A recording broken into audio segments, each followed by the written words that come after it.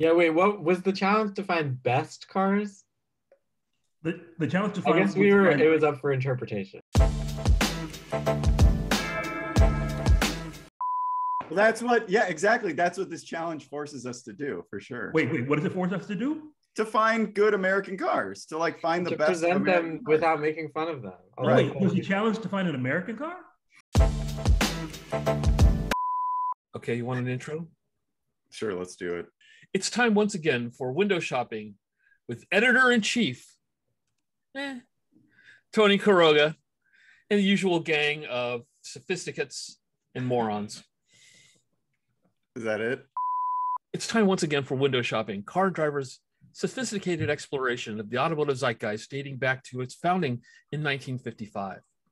Today, though, however, we're dealing with the 1980s, and that brings up some of the most profound moments in automotive history. It's too long. It's too long. It's so long. Why is this the Also, longest intro ever? It's time once again for window shopping, car drivers' sophisticated exploration of the automotive zeitgeist.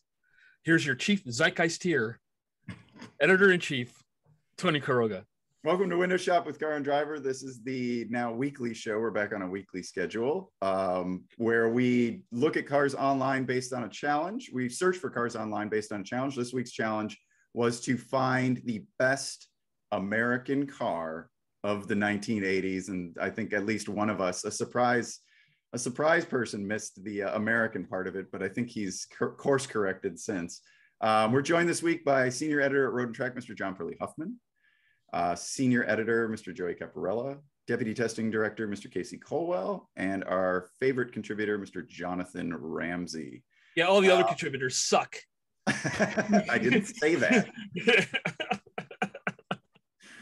Okay, Pearley, what do you think? Can you kick it off? I thought this was pretty obvious because you know, of the American cars of the 1980s, there's only one that really stands out for me. I think you're going to pick okay. Of course. Yeah, all right.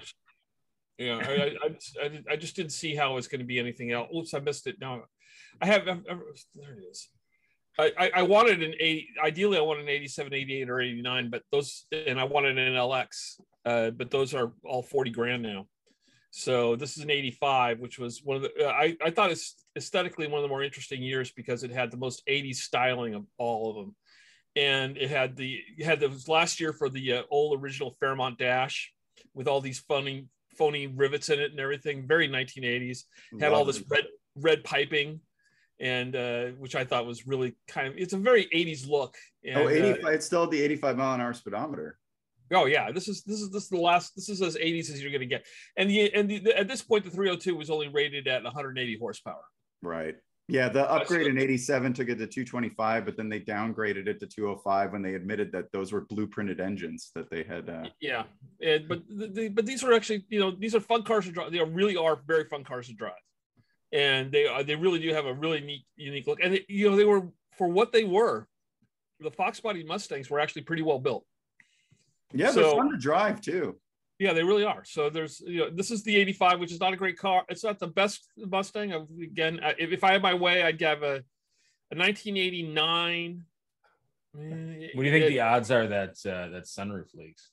Yeah. Oh, 100%. Yeah, that's like aftermarket sunroof, right? This one only has 29,925 miles for $30,000, which sounds ridiculous, but that's a good deal. Do they have an engine photo? I do not think they have an engine photo. Let's see. I mean, I feel like we need a disclaimer, like small print at the bottom of the screen that says like, no engine photos. Words only apply to the 80s, like fun to drive, and that because it's all relative. Yeah. Well, we have a road test. We have a road test here for Patrick Bedard from the January 85 issue of Car and Driver, which is a publication that I hear somebody still makes. Wow, 6'4" to 60. That's 6'4" big. Yeah. So Mustang GTs were 6'4" to 60 until like 1999. Yeah, they didn't make any progress after. They did not get any quicker. Yeah, and so it was a 6'4". It ran 14.9 in 1985. That was pretty quick. Oh no, it's 210 horsepower, Pearly. It's more than you thought. This is the HO version. The one I think that was the when they started doing the 18s, but who knows? I can't keep. No, I think all the GTs had the same output engine. They all had the. Maybe I looked it up wrong. I was looking at the standard catalog on these cars, so I didn't look at this sheet. But it's 210. It's a fuel injected engine, but it wasn't the. They went to the I can't remember what it was. It was the multi-port fuel injection. The EEC4, the electronic ignition or electronic. So, I mean, according to this, that test was of a carbureted V8. Is this carbureted? Yeah, Is this carbureted? Is this the last carbureted car? It might be.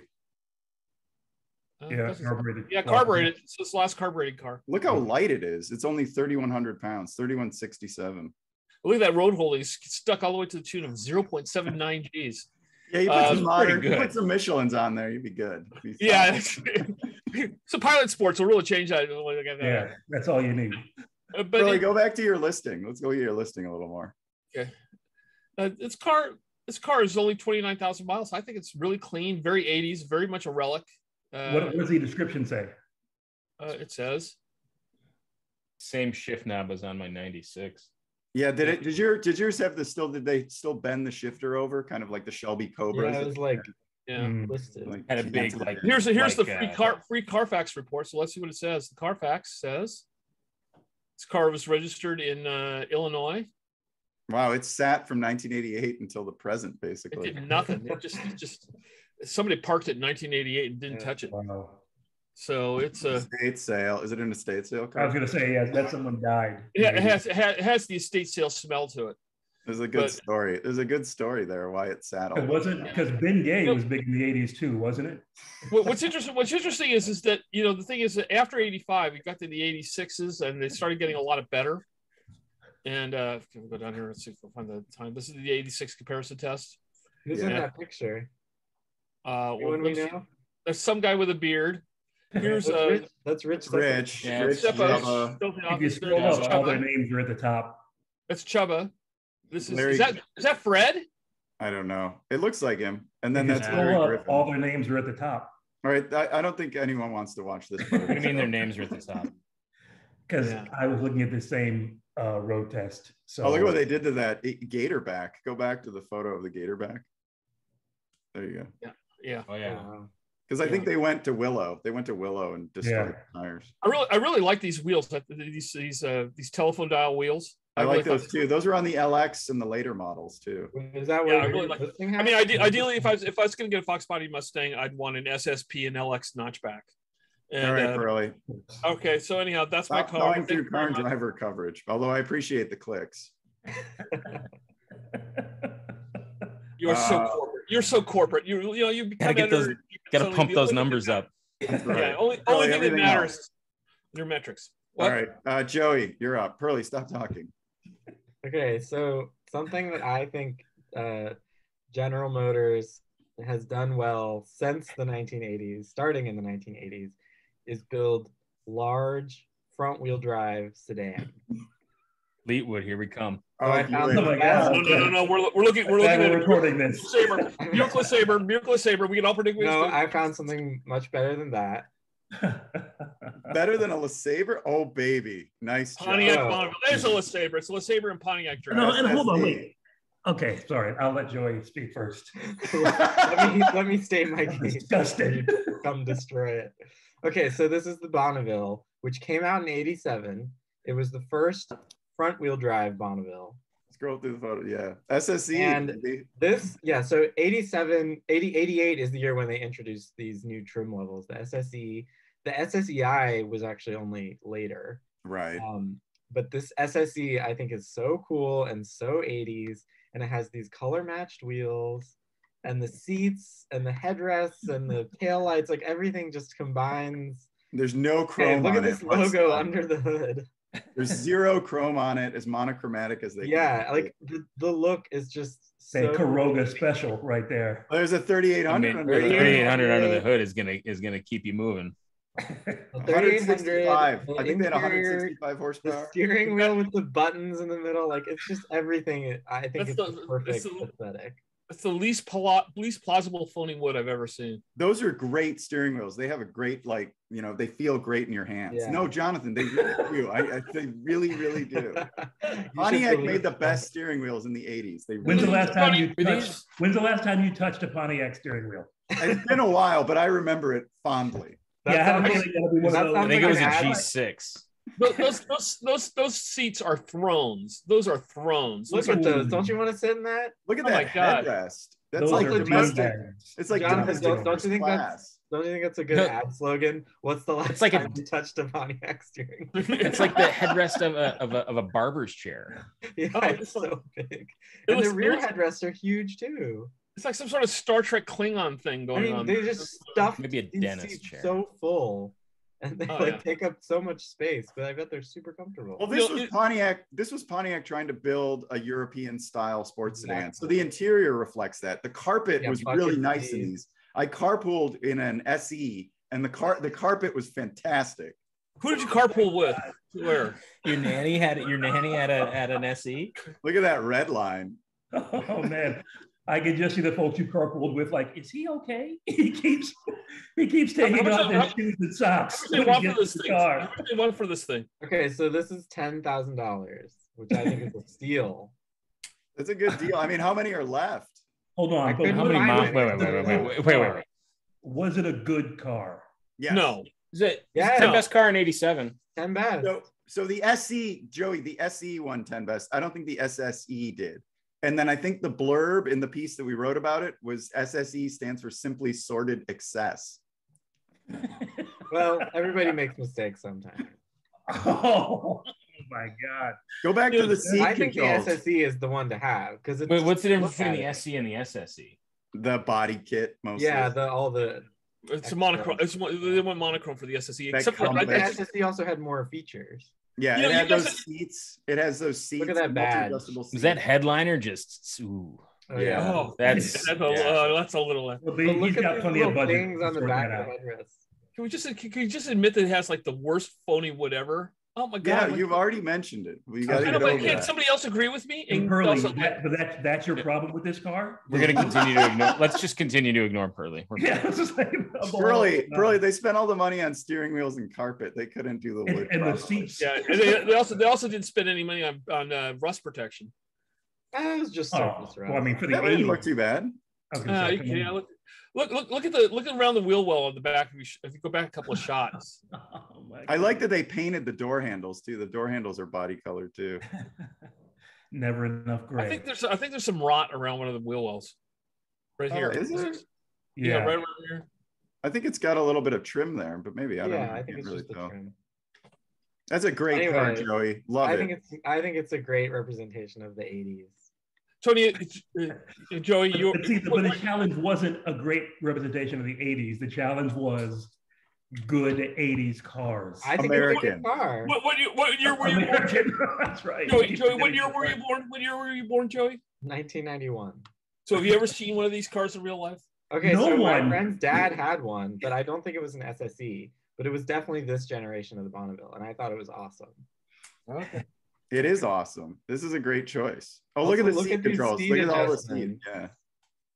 Just the number of features that it had and the presentation of said features. And I like the feature that sticks something in your neck. We'll go back to it. It's that dentist chair headrest. What does that do? I think it's awesome, and just the wheels and everything. It's a. This is cool. They're rare too. I would drive it. I'll admit, I did dig the Bonneville in its time. I mean, it's a nice shape. I think it was much better looking than the Buicks and the Oldsmobile. It's elegant. At the same time. I think you guys. I remember when the first cars, when I started writing about cars, one of the first test cars I ever got was a Bonneville SSE like this, and it was really kind of terrible. You have more first car review stories than anybody I know. I don't know if no, it's not the very first car ever. The very first car I ever reviewed was, in fact, a Pontiac. Was a transport van. Oh my goodness! But this thing is that I remember driving this thing and just being completely underwhelmed by it. It just was not. I love the amount of talking that Pearley does through other presentations is growing every week. Every week, another 5% more Pearley. Jonathan, as the favorite contributor, you can undermine me completely with Tony. Just tell him not to bring me back. You can bring somebody else in here. I would not be on the show without you, Pearley. You know how much did it cost new? Is there a number for what it cost new? It doesn't say on here. I thought it was on the listing. They're like 16 grand, weren't they? Go up. No, I think it's more than that. Oh no, it's just a story. But I saw it. Sorry. It's about the history of the Bonneville. Yeah, that's like the very first Bonneville. All right, that's an excellent choice, Joey. I love it. Thank you. The only way you could have made, if you had found an Oldsmobile touring sedan, which is the sister car to that. I did. That one had real wood. The Oldsmobile touring sedan had real wood. Pearly, what are you doing? Looking up the price for the 1988 Pontiac. Oh, okay. In a book? Yeah, it was a. All right. While he's busy looking that up, we can actually have a show and talk. Casey, you want to go next? Yep. The SSE started at $21,879. So it's probably like a $50,000 car today. Yeah. Yeah, American 80s cars are not thank you. It's not necessarily my wheel. It's not my wheelhouse, not my preferred, but here we go. Let me share screen. Were you born in the 80s? Casey, you were born in like 81, right? 80. Just barely. Yeah. Isn't that the last year of the 70s though? Yes. Okay. Yeah. The millennium. The new what was it? The Newman's Millennium Party. Was it Numenium? I can't remember. Anyway, present your car. Speaking of fake wood, that's a good choice. Yeah, because again, trucks in the 80s are pretty sweet. There's some sweet ones. A lot of them are like really modified. 80s CJ7s and other Jeeps are pretty sweet, but Grand Wagoneer is pretty cool. And this particular one, it's in Alabama. It's been repainted. It's got a lot of miles, but it's got an original interior. That looks. That wood. Are you sure that wood's original? What is that side table what they put on the tunnel? Let's see, a cup holder. Yeah, the cup holder is not. It's not original. I mean, it's the wood on the dash. That's not original. Like that.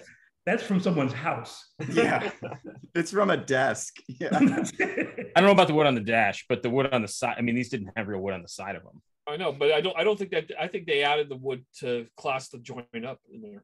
No, this looks like a pretty. No, it probably had wood trim. This was the first let's attempted a luxury SUV. Yeah, we tested one of these kind of against a Range Rover. Let's look at the specs. Well, I was going to see if I could. Let's see the interior first. What are you looking for? Me or Pearly? I was looking for an interior photo to see if this one had wood, but yeah, they had wood inside, and I don't think anyone. No, it didn't have wood like that. That looked like it had a whole dang 5.9 liter V8 with 144 horsepower. Oh yeah. Specific output is not great. That's the AMC 360. That's the last car. I love that they listed. So it's a 3-speed automatic, but they listed all the gear. They listed like the overall ratios in ascending order. Oh, that's fine. So you got like 1 low, 2 low. Yeah, 1 low, 1, it goes 2, 98 3, miles 1, 2, an hour. That's pretty impressive for 144 horsepower thing like that. Yeah, for 144 horsepower brick. Yeah. Casey, let's look at your listing some more. Yep. You said you want to look at the specs, boss. I know. I just wanted to look at the specs quickly. You got it, boss. I love it. See, the carpet in these isn't as nice as the carpet in the Bonnevilles. Yeah. Yeah, but does the Bonneville have carpet under the seat backs? That seat back carpet, that's special. Oh yeah. The way that the like little widgets are placed in the door. It's all after a little haphazard. Oh yeah. Well, this is a pretty old car. Like the bones of it are pretty old. So how do we feel about Casey picking a car that dates back into the 60s for an 80s challenge? Are we okay with that? I'm okay with it. That car came into its own in the 80s. Yeah, I feel like it was part of 80s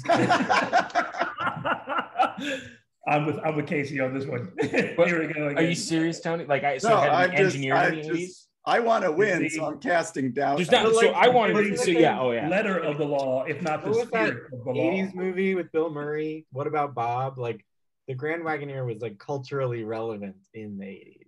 Oh, Your wood And match. also I would of all the movies to choose to represent. That's my Grand association with Wagoneer. this car. I don't know why. as you can see the I did. We didn't the Great Outdoors didn't John Candy wheel a Grand Wagoneer into Oh, they were all over. Yeah. yeah, they were all over. But Your it's wood fine. match isn't great, Casey. No, I know, and that's why I got room in my budget for a new wood kit, and I I'd like even those get wheels. I like. I'd the even wheels get that on one. steering wheel redone. Oh, no. So I think that's a GM steering wheel. I think that was the steering wheel that was like on Impalas and Caprices, that 2-spoker. Because AMC, really? AMC and Okay, Jeep so- used a lot of parts from GM. They used some Ford parts. They mixed in a That lot. looks like a Monte Carlo wheel. And I'd also right now it's on KO2s, which are perfectly good tires, but I would not even dream of taking this off road. So I'd want something a little more road friendly. Off road. Huh? Why would you not take it off road? I wouldn't want to get it dirty. It's a 35-year-old. It's a 35-year-old. Yeah, I mean it's got the structural rigidity of a wet noodle, I'm sure. Casey, in the winter, would you put a wreath on it, on the front of it? I would like to see that. I would just for you. But it did come with Michelin's originally, so And he would have a thermos I'd of wanna hot stick with cocoa those. in his desk cup holder. Yeah, and then he'd have all of his in and out papers. In fact, that wood is In and standard. out That is papers? factory wood. Yeah, yeah, but it's like has an inbox and an outbox. Oh, an inbox, yeah. Okay. I thought you were talking about like The burgers. Oh, yeah, well, maybe that's fast food chain that's not in anywhere near where I live. How much I is like this it. listing? Yeah, it's listed at 26, which is and it's listed as negotiable. Jonathan's favorite phrase. Well, that Yours too. What's that? Yours too. Oh no, I that's know. exactly that. I know it's mine. That's why I said it, Tony. That's about 10 grand low for Casey on a 30 grand budget. Normally, I would expect. Hey, Jonathan, I think you could have found one just like this for $2,600. That's well, that's what I would do. But this was, I mean, I don't know if it was a good, like, was it a good vehicle? I got to keep coming back to that because the challenge was find a good 80s vehicle. They weren't high quality. They had a lot of problems. They were so they were good, But it's but a they cool- weren't high it's a quality and had a cool lot of truck. problems. I feel like what we have found is like iconic American cars. In the But that wasn't. I the don't think there was challenge. really anything that good in the 80s. Oh, See, I beg that's- to differ. See, he What- was. what- See, oh, Casey oh. didn't hear my speech at the beginning. That's exactly what I said. Sorry, it's no Ford Fairmont, Tony. That's 70s.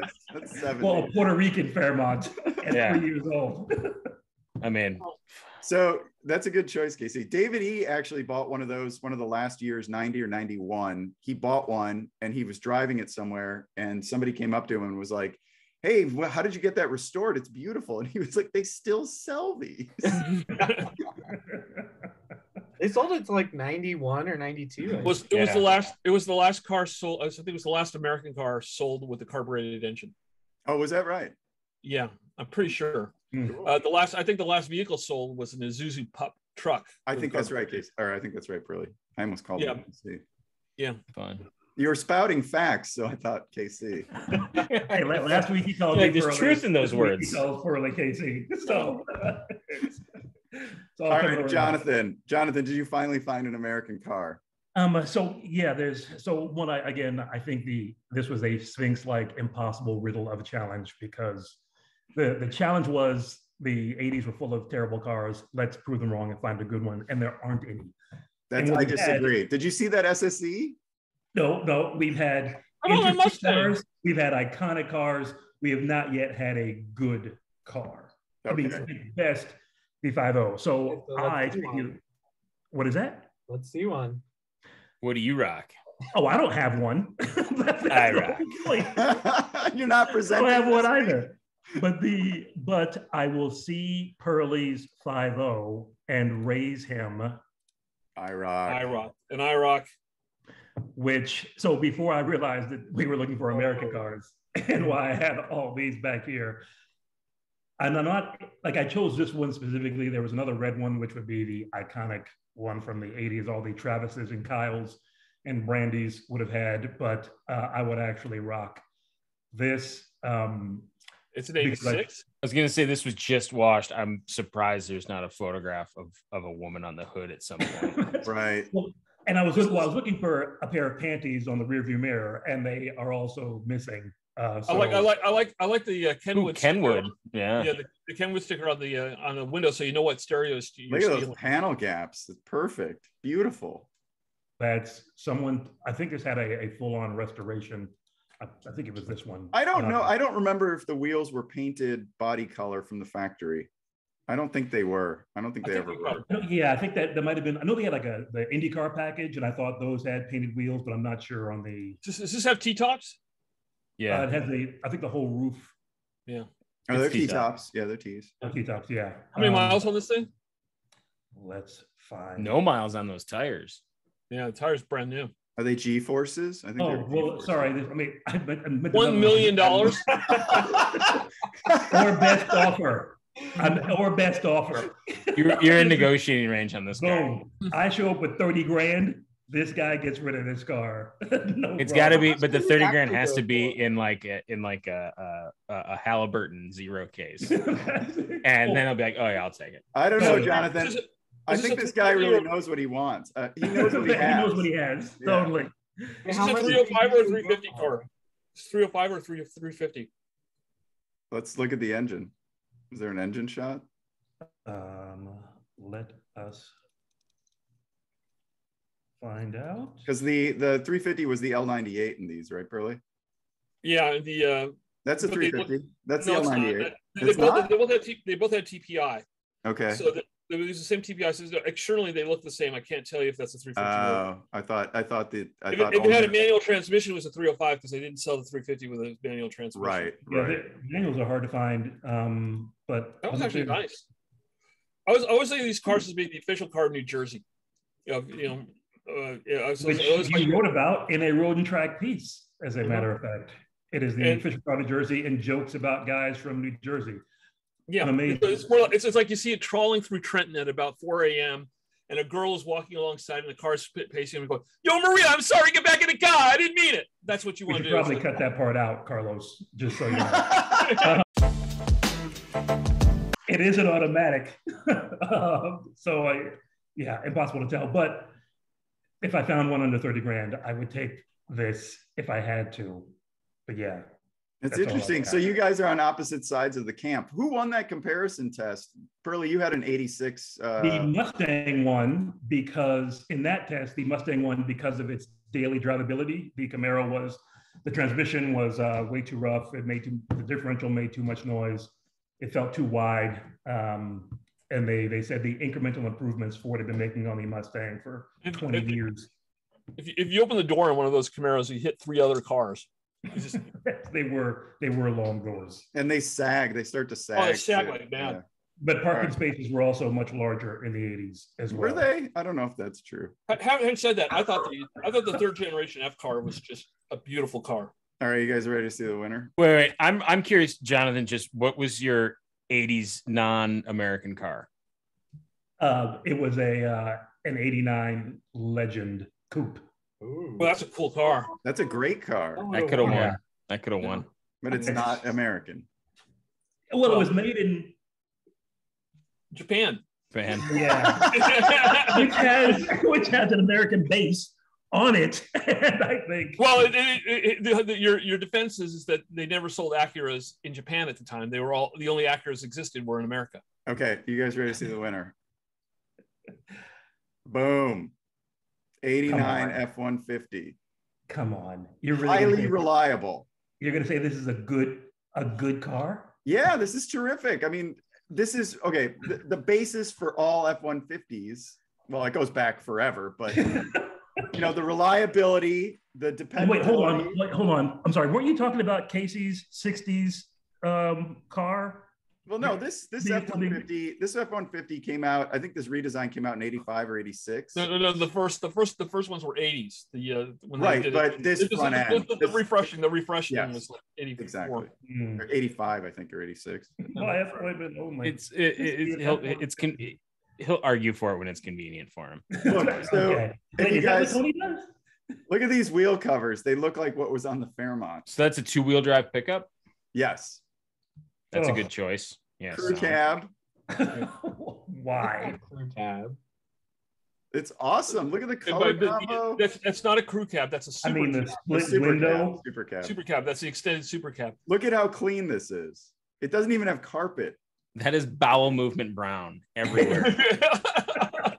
No way, man. I think that's see your doctor bowel movement. It's like, yeah, you can't stain this interior. Look at how wide that bench is. I don't get it. What's so great about this? It's an F-150. Even Joey.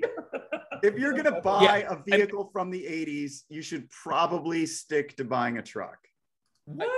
Okay, I would agree with that, but why not find like an early Power Stroke? No, I want the 5.8. I want the gas 5.8. You want the 5.8. You want to get single digit fuel economy. That's what you want. Well, I think I'm going to get single digit fuel economy in any of these trucks. 215 horsepower. Got a new battery. Wow.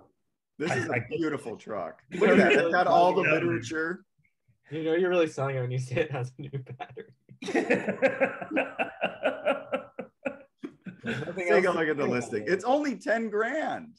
I mean, I suppose Power Strokes didn't come out until the 90s. So yeah, they were 95 or 94. End of 94. Something like that. Look, these are interesting trucks in that with the move to the super cab, which followed up Dodge's Club Cab, and which GM didn't even get to until 88, was the extended cabs, is when they really started transitioning trucks from being just work vehicles to becoming family vehicles and becoming daily drivers. Yeah, absolutely. Again, this was a daily driver if you were a truck person, which in the 80s meant something different than it does today. And it wasn't like, this is not a good vehicle. No, okay, so this isn't any less comfortable than a Bronco, say. But yeah, no, it's more. A Grand Wagoneer is downright luxurious by comparison. I'm at 10 grand. Look how far under budget I am.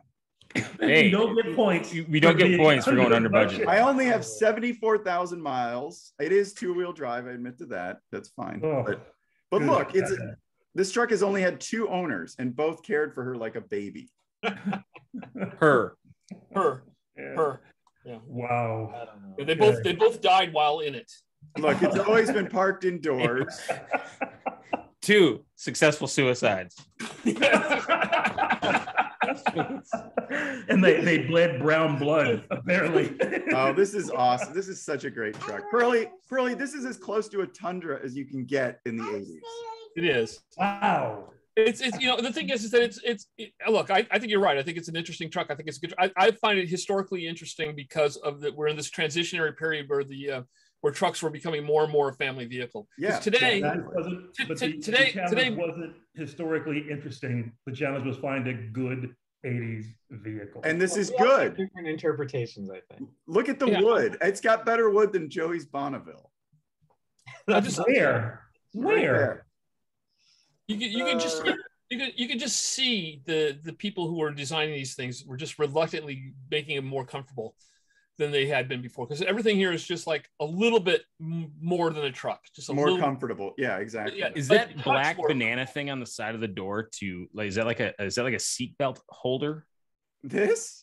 No, that's the structure. That's the structure for the back. That's the metal frame for the seat. They covered it in plastic so you wouldn't rust. So it wouldn't. Because it's a truck. So you wouldn't see the rust. Okay.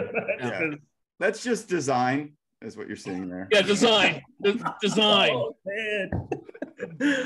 Oh my I didn't God. know if the seatbelt hooked into it. The thing gets me is how little backrest there is on that rear seat. There's just yeah, you'd hurt yourself so bad if you were rear-ended. Backrest. See, nobody said this in the 80s. Like nobody was like, what about my backrest?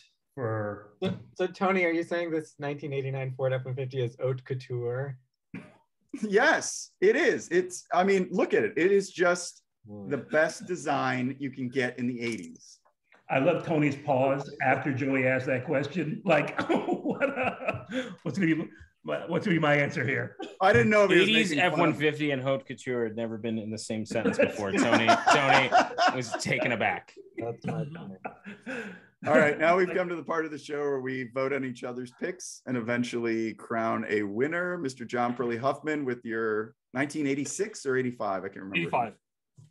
Great choice. Mustang GT, great car. Yep. I'd love to have that. Yeah. What was your favorite vehicle from the 80s besides your own? I always had an affection for the IROC Z. So I just think it's such a cool looking car. I just don't think that one would go for 30 grand. I think that's a 45 grand car. It was $1 million. Oh, no, you can find them. No, you can find them well under 30 grand. But Jonathon can't, apparently. I was under pressure because I need an American car. I mean, I think the Bonneville is trash. Wow. The Grand Wagoneer is just, it's just too Ralph Lauren ad type thing for me. So I'm going for the F-150. What? Too Ralph Lauren ad. Yeah, you know, it's like one of those. It's like what says Mr. Santa Barbara. Mr. HOA Santa Barbara is now anti-Ralph Lauren. All right, score one. That's one for the haute couture F-150. All right, who went next? Joey, you went next, right? Bonneville SSE. Beautiful car. Great car. Garbage. Not a good car for the 80s, but because I dug it in the 80s, I'll give it that. Gives a thumbs up. It's only because it was 10 best winner. Yeah. No, well, I don't think the SSE was. The SE. I think close enough to a 10 best winner. Are you sure it was the Bonneville and it wasn't the 6000 STE that was? The Bonneville won in 87 and maybe 88. Yeah. No, it wasn't 88. It was just 87. Just 87. It had great carpet and a great steering wheel, Joey. What's your favorite? Those are 10 best cornerstones right there. Carpet, steering wheel, neighborhood graphics. All right, Joey, what are you picking? Yeah, I think it's kind of a tough choice too, but I'm going to go with the Grand Wagoneer because I think that it exemplifies the aesthetic of the 80s. Even though it's from the 60s. Not the aesthetic, but oh wow. Okay.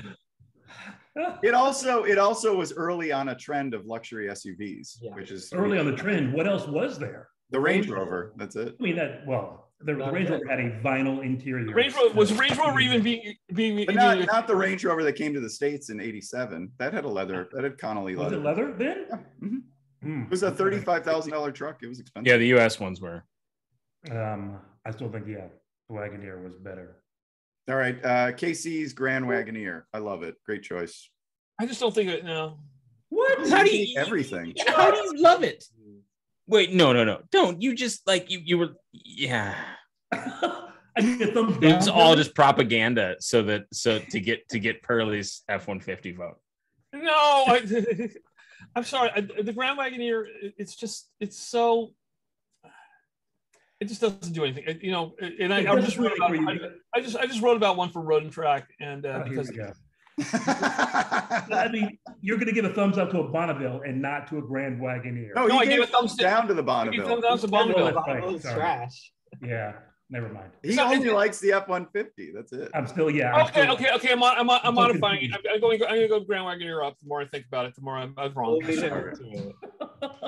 Oh my God. All right, Casey, what's it's because that Road and Track article is going to come out and he's like totally gushed over it, and then the commenters are going to be like, Pearley, what's up with this? Yeah, well, as if the commenters actually care about what I think. Just covering your tracks. I hear it. Right. What's your favorite? If that F series were a 250 with I was wrong. Power Strokes obviously didn't come out until the 90s. 7.3. I think there was a 7.3 gas engine or 7.5 gas. I can't remember. There was a 7.3. There was a naturally aspirated diesel. Yeah. Right. 7.3 IDI.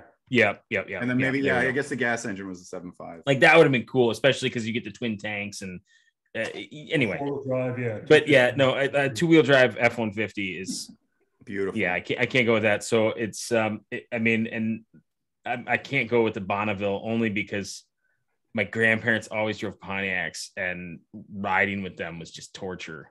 So I can't do that. What do you mean? Get in your Pontiac and ride. Pontiac ride.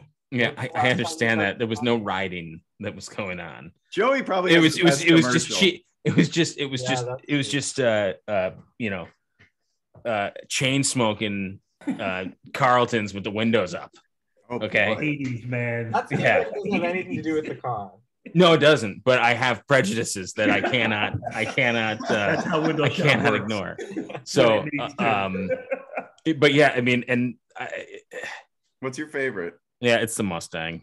Yes, thank you very much. All right, so what's the score? Casey, you've got one, I've got one, and Pearley's got one, right? That's right. So we've gone through. So we go to Jonathan, and you were going to have to break the tie here. So no. And if everybody gets one vote, no one wins. Okay, Jonathan Ramsey's $1 million E28. Look, I want the car, but I can't imagine it's big. I don't think it's. I think that's a misprint. I think we need to. I think it had an extra 0. It was just 10 G's. That's boom. That's what I think. That's what I think happened. It's funny that it's never. You called him and confirmed, right? It's funny, Jonathan. It's funny. It's never a misprint when the price is too low. Yeah. There's no such thing as a price that's too low, though. Like, I don't understand how that can even be a thing. All right, what's your favorite? Who has the best? What are you buying out of the other choices? Just admit it, Jonathan. Buy the Mustang. The Bonneville is not trash. I dug it in the 80s. I just don't think. Again, the challenge was to find a good 80s car, and I don't know if there's one on the show. So with that out of the way, the F-150. I mean, come on, impossible. Neat and all, but impossible. It really the Grand Wagoneer and the Mustang is really the only choice. I love the Grand Wagoneer, but I got to give it to the Mustang because I would actually buy one of those. Yeah, I want to buy one of those and try it out. I had one in the 90s, and it was well, I had a GT for a brief moment, and it was not a good car. So they're fun to drive. They're fun to drive. Ooh. They are. They're fun to drive when you didn't know what a good car was. Very true. Relative to the era. Here we go with all the qualifications. But that's just it. If you didn't know what a good car was, it was fun to drive. You know, if you went to Burger King at Saturday at 7 p.m. and put your hood up, it was a really fun car to drive. But yeah, otherwise. Burger King? Yeah, didn't you guys didn't do this with your youth? Yeah, Casey loves Whoppers. Robbers? Whoppers. Oh. No, Tony and I have kind of an ongoing joke about Whoppers. It's okay, so let's vote on my beautiful, perfect 2-owner F-150 Haute Couture XL. 5.8. Oh, down. I mean, I'm gonna give it a sideways because it's close, but all right. Come on, Tony, just vote for the Mustang so I can win this one. Hang on. I want to talk a little, just like you get to talk. Mr. Editor-in-Chief just doesn't have enough of a voice. Go on. So I think the biggest surprise today, and it's not the competition, I recognize that, but the biggest surprise and the person who picked probably the most interesting choice is Joey with the Bonneville SSE. Now, if you'd found an SE, like the one that I carpooled in, I would have given you the win. But the SSE is better than the SE. No, it's too much. I don't like that body kit. It's trying to be an AMG. Well, let's succeed. It's what inspired the AMGs. And I love the 3800, Joey. I think it's fantastic. But if I'm actually going to buy one of these, honestly, I'm going with Pearley's Mustang 5.0 GT. So Pearley, you get the win. I get the win. Well deserved. Thank you very much, Jonathan. It means a lot. Let's just say it's deserved. I just want to say is that, you know, I was a contributor to Car and Driver for like 20 years, and nobody ever called me the favorite contributor. But you're the favorite contributor. Oh, man. So coming from you, that really feels good. So you're not a contributor anymore, or else I'm sure you would still be. Actually, I should be. I think I'm back on the contributors list on the masthead. So. All right. Okay. Let's not talk about that anymore. We'll fix that.